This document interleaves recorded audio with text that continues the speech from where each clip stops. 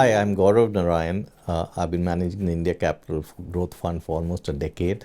I'm based out of Mumbai in India, and I've really been looking at Indian equities for almost 30 years now. The India Capital Growth Fund is quite a unique fund. It's positioned as a small and mid-cap fund. We invest purely in the Indian equity markets, a very bottom-up approach. Our idea on investing is that India is a growth market. All you need to do is buy quality businesses, great managements, businesses which generate free cash, and really play the compounding story in India.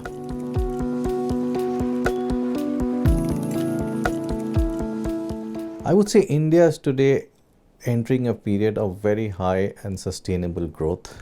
I would say the economy has seen a big transformation, and I'd like to highlight some very structural changes that's happened.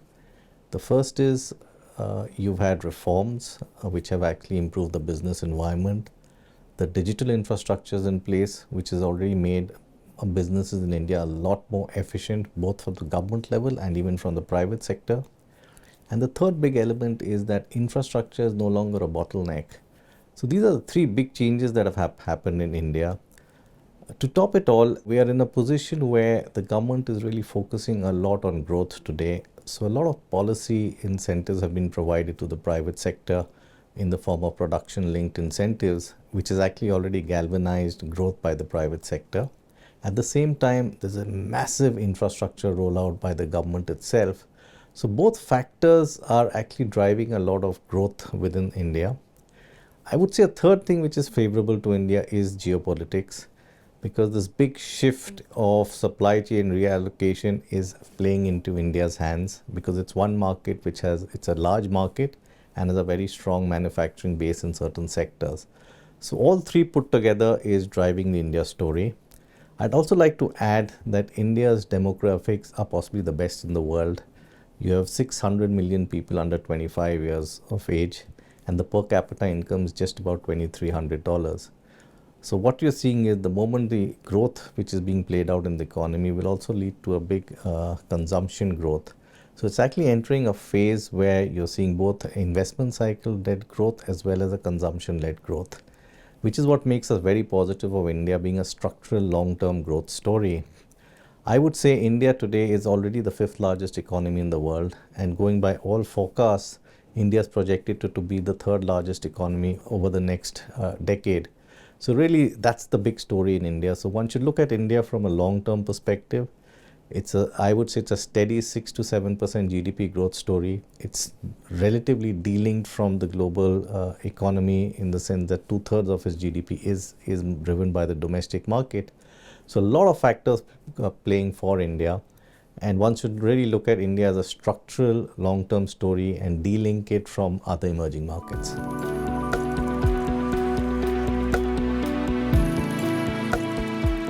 I think today we are very well positioned on the fund to play this story. In fact, India is possibly in a situation where we're actually finding every sector has a story.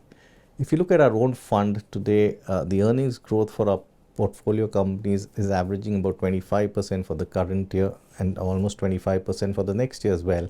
Last year, we delivered a growth of 27%. Why I'm highlighting this is that the growth I'm talking about is actually reflected in the portfolio companies as well. And the growth numbers are so high because it's not being driven by one or two sectors, but it's across the board. What we're finding is there are several themes which we are playing in the portfolio. For example, the digitization theme itself, you're seeing the leverage the banks are deriving out of it. The consumer companies in our portfolio are gaining out of a lot more efficiencies in the front end and the back end. The second theme we are finding is that we are finding multiple companies within our portfolio are gaining out of the reallocation out of China. I would like to highlight that in most sectors, China is almost 10x the size of India. So even a small shift effectively means that you're seeing huge business opportunities, or rather the market opportunity almost doubling for Indian companies. A third theme which we are playing is really consumption, and this has always been the largest component of our portfolio. The big difference we see today from what it used to be earlier was that earlier it was very consumer staples driven. Today I would say it's consumer discretionary companies which is driving the growth. We have a lot of industry leaders, and we're seeing the big J curve happening as income levels improve in the discretionary space. And finally, capex, which I've talked about earlier, and we see this through our banks, through our cement companies, through our industrial companies. So really several themes which are driving growth in our portfolio.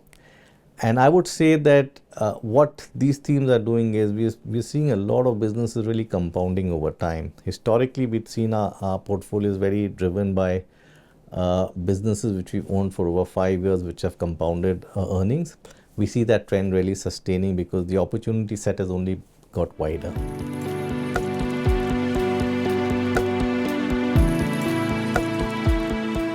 I would say the big concern everyone has on India is really on valuations. People buy the India story, they're seeing the growth being witnessed in the economy.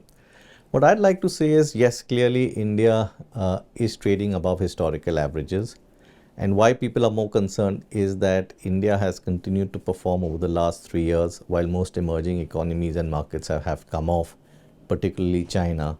So the premium which India used to trade to emerging markets has actually gone up. Hence, from a risk-reward perception, most people look at India and say, oh, it's very expensive. I have a very different view on this, and the fact is that India has historically delivered on growth. In fact, over the last decade, India's GDP has grown at about 10% in USD terms, which has actually driven the markets. So if you look at India's performance as a market over the last decade or 15 years, India has been amongst the best performing markets globally. I see that growth trend for India actually improve going forward. So if one gets carried away by 1 year of multiples, I think you're making a big mistake. Our own sense is when we look at the market and look at it from our own portfolio companies, yes, a lot of companies today look fairly valued or slightly higher on 1 year forward earnings. But the moment you shift to the next year, and we're already coming to the end of this financial year, and once you start valuing it on the growth you see going into FY26 numbers, again, there's a lot of value in the market. So I look at my businesses from a longer term perspective. We look at every business from a 3 to 5 year holding period, and we're getting a lot of comfort on the earnings growth momentum. So for us, it's really buy, hold, and compound with the compounding in the economy itself. And I feel India's never been in a better position.